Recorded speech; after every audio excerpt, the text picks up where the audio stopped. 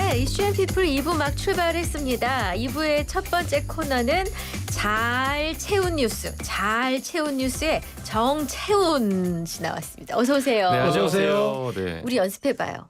어떤? 안녕하십니까. 청취율 조사합니다. 네, 고객님께서는 어떤 채널을 즐겨 들으십니까? 02로 왔어. 전화번호 02로 네. 왔어요. 그럼 네. 일단 무조건 받아야 되는 거고요. 받아요. 일단 받아야죠. 네. 예.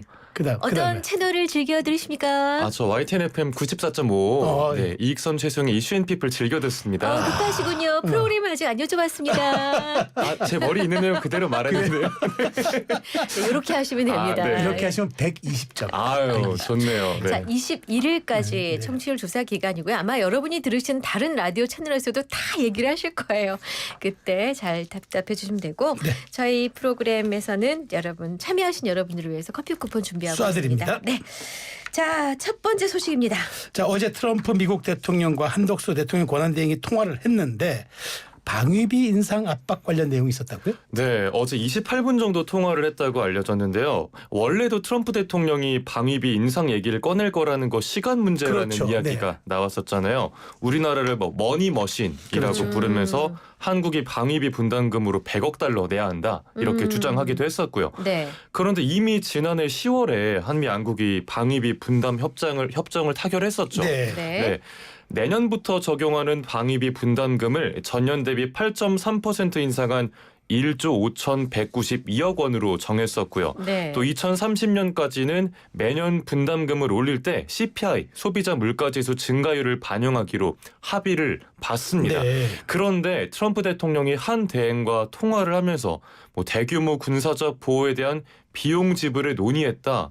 뭐 본인은 말을 되게 만족스럽게 했다 이런 반응을 보였더라고요. 이제 네. 방위비 분담금 인상이 정말 현실화되는 분위기입니다. 아니 근데 이미 합의를 했는데 트럼프 대통령이 막무가내로 밀어붙이는 상황이 걱정되는데 우리 입장에서는 아니 정부 입장에서는 어디 항변할 데도 없고 이거 어떻게 합니까? 그러니까요. 일단 우리 정부도 트럼프 대통령이 언제 이 문제를 꺼낼까 네. 좀 예의주시하면서 대응책을 고심해 왔는데요.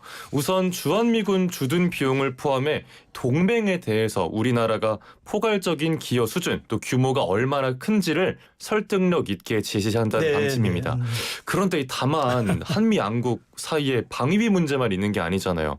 뭐 상호관세 협상도 있고요. 그렇죠. 또 얼마 전에 좀 이슈가 됐었던 민감 국가 그렇죠. 문제도 있고요. 보안 문제. 네네. 예, 좀 여러 이슈가 얽혀 있는 상황이라 정부의 고민이 더해질 걸로 보입니다. 네. 아마 전 세계에서 이분 뉴스는 아마 매일매일 가장 많이 다뤄질 거예요. 또 트럼프 그러니까요. 대통령 얘기입니다. 네. 관세 정책과 관련해서 이제는 우리가 갈취할 차례. 갈취. 그럼 여태 갈취 당했다고 판단하는 그러니까요. 거예요. 예. 지금까지는 우리가 갈취를 당했었고 이제는 우리가 할 차례다 이렇게 말을 한 건데 이 갈취라는 단어가 외교적으로나 뭐 한나라 행정부 수장이 하는 일상적으로 쓰는 단어가 아니잖아요. 아니죠. 정치에서도 잘 안 써요. 그렇죠. 네, 정치에서도 안 쓰고 일상생활에서도 사실 갈취라는 말을 잘 안 썼던 것 그러니까요. 같은데 이게 워싱턴 DC에서 진행된 공화당 만찬 행사에서 나온 말입니다. 네. 네. 지금 뭐 우리가 뭐 전 세계가 관세발 통상 전쟁 중이다라는 네. 말 많이 하잖아요. 네. 그런데 이건 전쟁이 아니다. 라고도 했습니다. 네, 그리고 중국에 대한 상호 관세가 참 충격적인데 기존 34%에서 84%로 인상하는 행정 명령에도 서명을 했습니다. 여기에 기본 관세 20% 더하면 미국이 중국에 부과하는 관세는 무려 104%가 됩니다. 그러면서 중국에 대해서는 뭐 어느 시점이 되면 그들이 협상에 나설 거다 이런 말도 내놨습니다. 그러니까 네. 알아서 좀 있으면 이제 들어올 것이다. 뭐 이런 얘기인데. 그렇죠. 자, 이런 트럼프 대통령의 말 한마디 한마디에 그냥 매일매일 뭔가 이슈가 불거지고 있습니다. 어느 업종 가릴 것 없이 그냥 관세 역풍이 풀고 있는데 의외로 지금 애플이 치명타를 맞았다는 얘기가 있어요. 맞습니다. 애플이 아이폰의 85% 이상을 중국에서 만들거든요. 네. 이제 104% 상호 관세가 매겨지면 타격은 정말 크겠죠. 그렇죠. 네, 애플 주가가 그래서 11개월 만에 가장 낮은 수준을 기록했고요. 시가총액 1위 자리도 결국 마이크로소프트에 내줬습니다. 네네. 네, 4거래일 동안 증발한 시총이 7,700억 달러, 우리 돈으로 약 1,145조 원이라고 하는데요. 참고로 삼성전자 시총이 316조입니다. 세 발을 피네. 증발한 게 그러면은 삼성전자 시총이 한 3배 되네요. 그러니까. 네, 아. 그렇죠. 참 그래서 애플도 가격 인상이 불가피할 그러니까. 거다라는 관측이 예. 나오는데요. 아이폰 최신 모델 네. 아이폰 16 프로맥스의 미국 판매가가 $1,199예요. 그런데 여기에서 최대 $850가 더 오를 거란 전망이 나왔습니다. 그럼 $2,000 초반이네요. 그렇죠. 이제 아이폰을 300만 원 주고 사는 게 현실이 될 수도 있다는 이야기입니다. 드드드 해야 될 것 같아. 네. 드드드. 스마트폰 디귿디귿. 300만 원이. 아니 요새 놀랄 때 디귿디귿하죠. 그렇죠. 네, 정말 덜덜하는 상황인데 네. 미국에선 그래서 아이폰을 미리 사두려는 패닉 바잉 현상도 네, 조짐도 보이고 있다고 하고요. 네네. 그런데 트럼프 대통령이 집권 1기 때는 아이폰을 관세 예외 품목으로 지정을 해서 이번에도 그렇지 않을까라는 관측이 조심스레 나오곤 있는데 아직 발표된 건 아무것도 없습니다. 저는 이참에 이제 갈아타야겠는데요. 아이폰을 쓰고 있었는데. 우리 걸로. 네. 네. 자, 다음도 관세 전쟁 여파와 관련된 내용입니다. $1 환율이 1,500원 선이 육박했어요. 맞습니다. 뭐 많이들 이야기하는 심리적 마지노선 그러게요. 원달러 환율이 1,500원인데 오늘 서울 외환시장이 열리고 오전 9시 10분쯤에 원달러 환율이 1,487.5원을 기록했었습니다. 네. 이게 금융위기 때인 2009년 이후 16년여 만에 최고 수준까지 올라간 겁니다. 네. 조금 전에는 보니까 한 1,484원 선 오르내리고 있더라고요. 3원이라는데. 네. 그리고 엔화 대비 원화 환율이 1,000원 넘어서 약 2년 만에 가장 높은 수준이었다. 이렇게 제가 그저께 네, 전해드렸었는데 네. 오늘은 100엔당 1,020원을 웃돌았습니다. 이거는 2022년 3월 이후 3년여 만에 가장 높은 환율입니다. 아니 태연 씨 뉴스를 듣다 보니 이제 이러다가 $1 환율이 1,500원 넘는 것도 시간 문제가 아닌가라는 두려움이 드는데 네. 이렇게 되면 우리 원화 가치가 상대적으로 떨어지니까 밖에 나가 있는 분들은 아주 고통스러워할 것 같아요. 그러니까요. 당장 뭐 미국 유학생분들이 그러니까요. 정말 큰 걱정이 예, 되고요. 예. 네. 참 전해드린 대로 미국과 중국의 관세 전장 영향이 이렇게 원달러 그렇죠, 환율에 그렇죠. 큰 충격을 줬습니다. 세계 경제가 뭐 불안에 떨고 안전자산 수요가 올라가면 원화 가치가 떨어지니까요. 네. 여기에 또 더해서 중국이 위안화 절하에 나설 거라는 예상도 원화가 떨어지는 요인의 하나로 꼽힙니다. 네. 이 원화 가치가 위안화랑 함께 연동이 돼서 동저화되는 커플링 현상을 네. 보이는 경우가 많기 때문이죠. 네. 여기에 더해서 또 오는 11월로 예정됐던 한국의 세계 국채지수 편입이 내년 4월로 미뤄진 점도 악재로 작용한 거로 보입니다. 얘는 경제 공부도 더 해야 되니 공부할 게 너무 네, 많아. 그러니까 말이에요. 제가 원래 경제 약했는데 네. 요즘 경제 뉴스를 평소보다 훨씬 더 많이 들여다보고 있습니다. 반반이 트럼프 얘기라서. 그러니까요. 네. 자, 다음 소식입니다. 최근에 영남 지역을 휩쓴 산불로 삶의 터전을 잃은 이재민들 이야기입니다.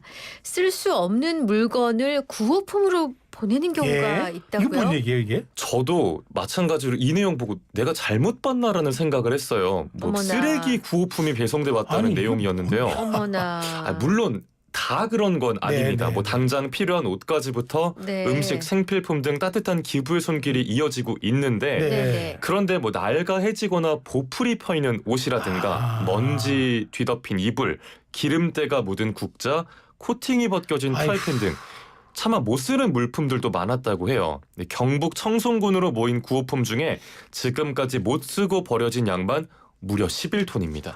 11톤이면 산이에요 산. 그러니까요. 참. 아니 이런 일이 있어서는 안 되는데 이재민들 마음은 지금 두 번의 충격 아닙니까? 그러니까요. 딱 구호품이 왔다고 해서 상자를 열어봤는데 그러니까. 그 안에 못 쓰는 물건들이 네. 담겨 있는 거잖아요. 참 우리가 거지도 아니고 이런 씁쓸한 반응을 남겼다고 합니다. 네. 저 같아도 당연히 그럴 것 그러니까요. 같아요. 오히려 이제는 11톤의 쓰레기 구호품 처리 비용을 네, 걱정해야 하는 상황이기도 하고요. 야, 이제는 구호품도 누가 보냈는지를 적시해서 네. 끝까지 이거 추적 관리. 감사할 사람은 감사하고 그러니까요. 계속 이제 이렇게 비양심적인 사람들은 좀 공개적으로 알리는 일을 좀 해야 되지 않을까 네. 생각이 드네요. 네. 저도 그런 생각이 들더라고요. 아이고. 심지어 청송군의 한 비영리 단체 앞으로는 헌옷 상자들이 착불로 착불로. 착불로 배송이 돼서 착불비로만 70만 원 넘는 돈이 나오는 일도 있었다고 아니, 그 합니다. 사람은 보낸 사람은 쓰레기도 치우고 또 자기 돈도 손에 안 보고. 그러니까요. 진짜 이건 비양심적이네. 찾아내야겠네. 네, 좀 꼭 찾아내서 진짜. 공개적으로 좀 알려줘요. 예. 인터뷰를 하러 가야 될 것 같아요. 네. 저희가. 물론 뭐 무슨 마음으로 그러셨어요? 그러니까요. 뭐 설령 모르고 했다라고 변명을 그럴 수 하더라도 없어요. 이걸 모르고 할 수 공개적으로 있는 좀 게 아니고. 알려야 될 것 같습니다. 이거는 네. 진짜 야, 갑자기 너무 불쾌해져서 다음을 그래. 진행하고 싶지가 네. 않아요. 그러니까요. 마지막 소식입니다. 부모 3명 중 2명은 자녀의 성패가 부모 책임이라고 생각한다는 조사가 나왔어요. 네, 한국보건사위연구원이 발표한 보고서 내용인데요. 19세에서 34세의 자녀를 둔 45세에서 69세 장년의 부모 세대 1,600명을 대상으로 한 조사였습니다. 그 결과 부모의 66.9%가 자녀의 성공과 실패에 대해 부모의 책임이 있다는 데 동의한다고 답했는데요. 네. 연령대별로 보면은 55세에서 59세, 또 학력으로 치면 대졸 이상에서 동의율이 70% 이상으로 높았습니다. 또 자산 규모가 클수록 동의율도 올라가는 경향이 있었고요. 네. 그래요? 네. 자, 근데 부모된 도리로 자녀의 성공과 실패 책임을 져야 한다는 생각은 뭐 도덕적으로는 그럴 수 있다고 보는데 연령이나 사회 계층에 따라서도 동의율 차이가 났다면서요? 맞습니다. 이게 그래서 보고서에서는 부모의 양육과 지원이 자녀의 성패에 영향을 미친다고 인정하는 거라고 분석을 했습니다. 네. 그런데 또 세대 간에 광범위하게 퍼진 인식도 있었어요. 네. 대학 등록금은 부모가 부담해야 한다라는 인식인데요. 네. 응답률이 84%로 조사 문항 중엔 가장 높았습니다. 그렇군요. 네, 그리고 같은 문항에 대한 동의율이 19세에서 34세 청년들을 대상으로 한 조사에서도 한 68%로 결과가 비슷했는데요.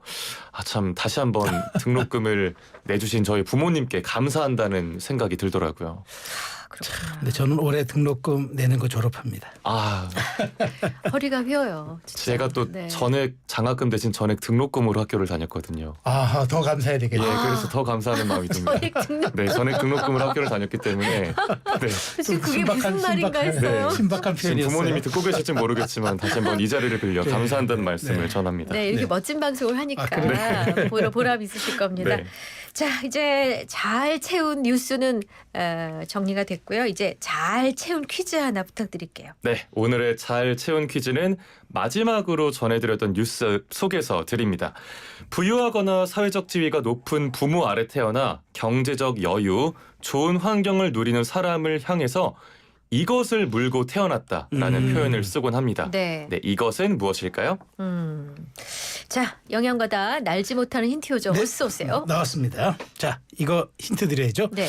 이것은 이제 밥 먹을 때나 국 먹을 때 쓰는 도구인데 금으로 만들었으면 이제 이 표현을 쓰는 거예요. 네. 자, 근데 이제 이걸 원래 서양에서는 부잣집에 태어났다는 표현을 쓸 때 은땡땡을 물고 났다고 써요. 왜냐하면 거기는 귀족이나 상류층들이 은으로 된 식기 같은 걸 이제 사용을 했기 때문에. 근데 우리나라에 들어오면서 이제 이게 약간 변모가 돼서 계급간 혹은 이제 빈부격차로 이제 그걸 표현할 때 이걸 씁니다. 네. 근데 여기 앞에는 금, 은, 노, 나무, 흙 이런 게 다 붙여요. 그래서 이제 사용하는데 그래서 땡땡 계급론이라는 표현도 있습니다. 네. 자, 부유함을 대물림한다는 상징의 관용적 표현으로 쓰는 이것은 무엇일까요? 네. 세 글자. 정답 아시는 분 샵 0945 우물정 0945 유료 문자 1위로 정답 주시고요.